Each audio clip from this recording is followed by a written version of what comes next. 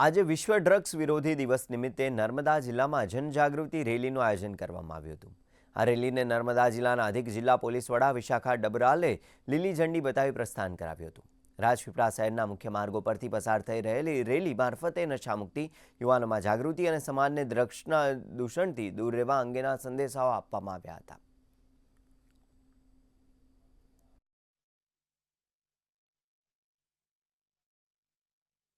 Rally जो है हर जगह शहर के सारे इम्पोर्टेंट एरियाज को कवर कर रही है और लोगों के प्रति ड्रग्स के विरुद्ध जागृति फैलाने का काम कर रही है। साथ ही साथ हम लोग आने वाले कुछ दिवसों में नर्मदा जिला पुलिस द्वारा एक मैराथन जिसमें वॉक एंड रन 5 किलोमीटर्स का होने वाला है, उसकी हम लोग उजवनी करवाने वाले हैं। जिसके लिए मैं आपके मीडिया के द्वारा सभी नर्मदा जिला वासियों को मैं आमंत्रण देती हूँ कि इस मैराथन में भी आकर बड़े उसमें पैमाने में भाग लें